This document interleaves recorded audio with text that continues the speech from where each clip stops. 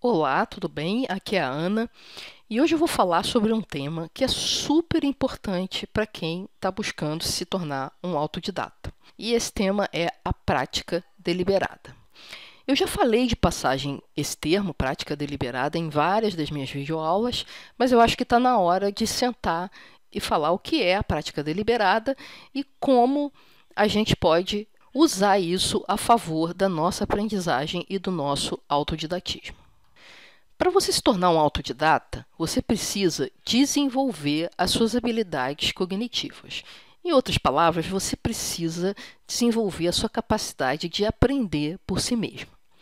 E a palavra-chave aqui é habilidade, tá?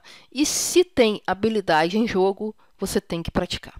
Não tem jeito. Para aprender uma habilidade, para adquirir uma habilidade, melhor dizendo, você precisa praticar essa habilidade. Na verdade, a prática é mãe da maestria.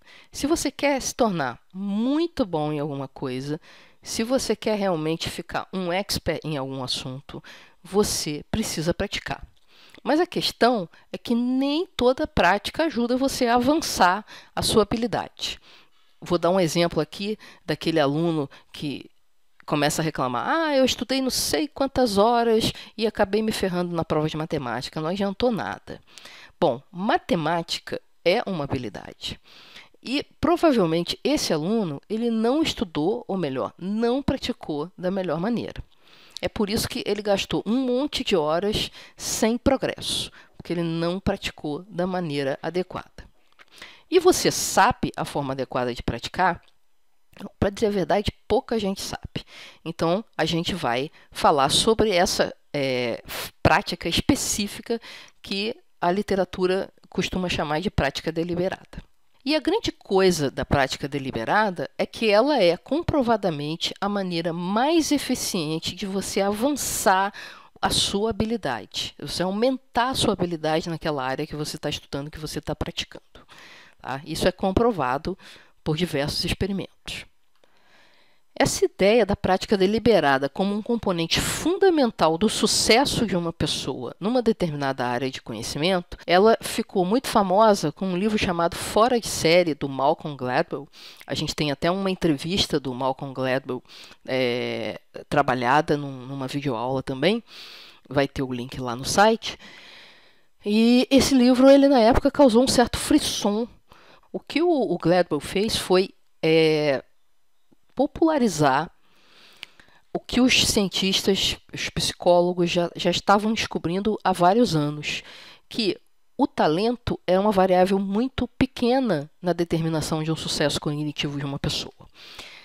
E que a prática feita da maneira correta, que é a prática deliberada, e o número de horas investido nela é que é o maior fator para determinar esse sucesso, e não o talento inato. Tá?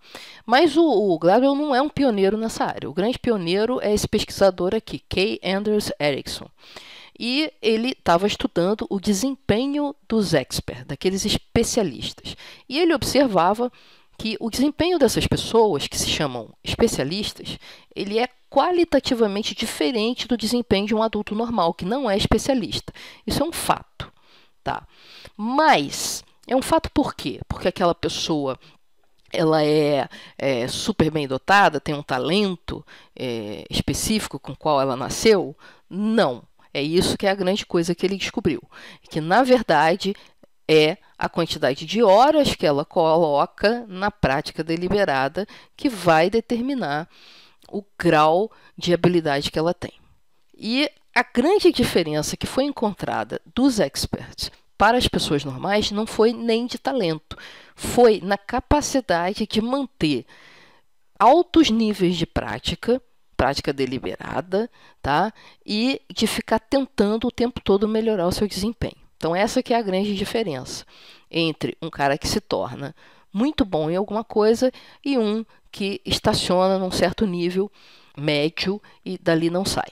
E o que diversos estudos mostram é que, com o uso de práticas altamente especializadas, como são as práticas deliberadas, várias pessoas já foram capazes de desenvolver habilidades das mais variadas. Por exemplo, empatia. Empatia é uma coisa que a gente sempre acha que a pessoa tem ou não tem, na verdade? Mas já foi mostrado que é possível desenvolver a empatia das pessoas que inicialmente têm pouca empatia através de práticas bem específicas, tá? Para quem não sabe o que é empatia, empatia é a capacidade de você se colocar no lugar do outro, para entender como ele se sente. Outra coisa que a gente acha que algumas pessoas parecem que têm um dom especial é o foco, manter o foco. Isso é uma outra habilidade que as pessoas podem desenvolver praticando atividades específicas que vão desenvolver a sua capacidade de focar num assunto. A mesma coisa é criatividade. A gente tem mania de pensar que existem pessoas que são muito criativas e pessoas que não têm criatividade nenhuma. Mas, na verdade, a criatividade também é uma habilidade que você pode desenvolver através da prática deliberada. Outra coisa que você pode conseguir através da prática deliberada é atingir o relaxamento profundo. Atingir níveis profundos de relaxamento é outra habilidade bastante difícil de se conseguir. Poucas pessoas têm, mas que é possível desenvolver através de práticas bem específicas.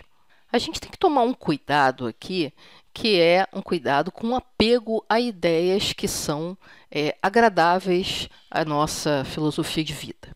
Depois de todo o frisson que o livro Fora de Série causou e outros livros que vieram depois dele, sobre essa ideia de que o talento não é tudo isso, existem algumas pesquisas mais recentes mostrando alguns detalhes de que a coisa não é bem assim. O talento existe e ele tem a sua importância, tá? E ele está sendo associado em pesquisas mais recentes com uma diferença na capacidade da memória de trabalho das pessoas. Ou seja, existem pessoas que têm uma capacidade na memória de trabalho, que é onde a gente raciocina, né? Na memória de trabalho é o lugar onde acontece o raciocínio.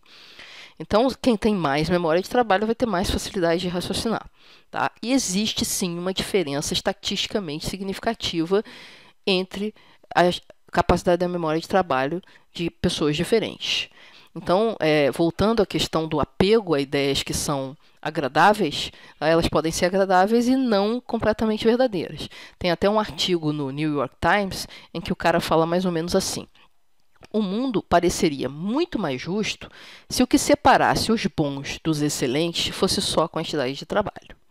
Mas, na verdade, existe sim alguma diferença, existe sim essa coisa chamada talento. E aí você diz assim, mas isso contraria, então, todas as ideias anteriores de que, na verdade, o talento não é tão importante assim? Não exatamente, porque se você for lá no livro do Gladwell e ler o que está escrito lá, você vai perceber que em nenhum momento ele fala que o talento não existe. Ele fala que o talento é uma variável menor na determinação do sucesso cognitivo de uma pessoa, no sucesso no desempenho de uma determinada atividade que requer habilidades específicas.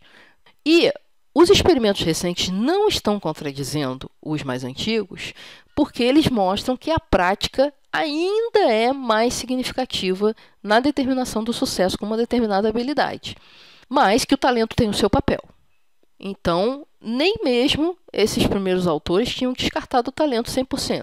O que está acontecendo agora é que alguns pesquisadores estão chamando a atenção. Olha, tudo bem, o talento ele é menor, mas ele existe, tá? E ele influencia também, tá? Mas não se descabele, porque a influência dele é menor, bem menor do que a influência da prática. Ou seja, você ainda está no controle da situação mais do que à mercê de ter recebido um talento dos deuses. Bom, então vamos lá. O que é, afinal, essa tal de prática deliberada? Primeiro, era uma atividade altamente estruturada. Ou seja, ela é planejada e estruturada para você melhorar o desempenho em alguma habilidade. Para isso acontecer, você tem que estar ligeiramente fora da sua zona de conforto. Ou seja, tem que estar sempre se puxando um pouquinho para cima. E ela foca nos pontos fracos. Ou seja, você faz uma análise do teu desempenho naquela coisa que você quer se tornar bom e vê que tem um ponto que é um gargalo, que é um ponto fraco, que é ali que você está falhando. E aí você tem que criar uma atividade específica para aquele ponto fraco, para fortalecer aquele ponto que está fraco. Quais são as características, então, de uma atividade de prática deliberada? Primeiro, é importantíssimo saber que ela não é uma mera repetição do que você já sabe. Por exemplo, você já sabe dirigir. Então, quando você pega o carro e sai para dirigir, e viaja de uma cidade para outra, você não está fazendo prática deliberada. Você está praticando direção, sim, mas não é prática deliberada porque você não está se puxando para fora da sua zona de conforto. Você está dirigindo como você sempre dirigiu. Então, você estabilizou naquele nível de habilidade e não está tentando se tornar nenhum piloto de Fórmula 1. Então, não é prática deliberada. É prática, mas não é prática deliberada. Dificilmente a prática deliberada é uma atividade divertida. Vou dar um exemplo até que eu tenho em casa. O meu filho adora futebol. E um exemplo de prática deliberada de futebol é você correr entre cones para melhorar a sua agilidade de correr de um lado para o outro e de eventualmente driblar um oponente. Só que ele detesta isso. Ele gosta de chegar no campo e jogar. E a gente tem que ficar explicando para ele que, na verdade, para ele se tornar um bom jogador, ele tem que fazer esses exercícios para melhorar a agilidade dele. Então, esse é um exemplo de que, mesmo você amando aquela coisa, seja ela um esporte, um instrumento musical ou um assunto que você adora muito, a prática deliberada em si geralmente não é exatamente uma coisa divertida. Outra coisa que tem que estar presente é que tem que ter um esforço intelectual. Mesmo com uma atividade física, não adianta você sair correndo no meio dos cones para melhorar a sua agilidade se você não está prestando atenção no que está acontecendo com o seu corpo, em como que você está pisando, quão rápido você está voltando. Tá? Então, tem que estar ligado no que você está fazendo, prestando atenção no que você está fazendo e tentando fazer sempre melhor. Então, essa é uma característica bem marcada da prática deliberada. Então, ou seja, se você estiver no piloto automático, não é prática deliberada, como no exemplo do carro que eu dei. Se você está se dirigindo no piloto automático, ouvindo uma música, você não está melhorando a sua capacidade de dirigir. Tá? Você está simplesmente mantendo o nível de habilidade atual. E como é que funciona essa tal de prática deliberada? Por que essas coisas funcionam? É que essas coisas vão te puxando para fora da sua zona de conforto e vai reorganizando o teu conhecimento e a tua forma de lidar com aquelas coisas. Então, você começa a ter mais facilidade na recuperação da informação, mais facilidade para executar um determinado movimento. Você começa também a construir um modelo mental daquela ação mais complexo. Tá? Então, o cara que vai treinar, por exemplo, chute a gol, ele vai dar 500 chutes a gol. Então, aquilo vai criando na cabeça dele uma série de sutilezas. Se eu pegar, botar o pé assim, se eu atrasar um pouquinho, se eu adiantar um pouquinho. Tá? Isso, às vezes, até meio inconsciente, mas ele vai melhorando muito o modelo mental que ele tem de como se dá um chute a gol. E com isso vai aumentando a capacidade dele de abstrair sobre aquilo e de pensar, bom, agora eu vou fazer um chute desse jeito para obter determinado resultado. E aí você aumenta a sua capacidade de pensar precisamente sobre o resultado que você quer alcançar e colocar a ação para funcionar e alcançar aquele resultado. Tá certo? Então, essa é mais ou menos a mecânica que está por trás da ideia da prática deliberada. Bom, eu estou vendo que esse vídeo está ficando muito longo, o assunto é muito interessante, muito importante, mas eu vou parar essa videoaula por aqui e na próxima videoaula eu vou falar um pouco sobre como é que você elabora um plano de prática deliberada, né? Como é que você faz o planejamento, como é que é a execução dessa prática, vou dar algumas dicas de como implementar e vou fechar esse assunto aqui, pelo menos por enquanto, de prática deliberada, tá certo? Então, muito obrigado por ter assistido. Se você tem alguma dúvida sobre essa parte que eu já falei, se você tem algum comentário, coloca lá no blog, vai ser muito bem-vindo, tá? E daqui a alguns dias eu vou liberar uma outra videoaula com um complemento dessa. Até a próxima!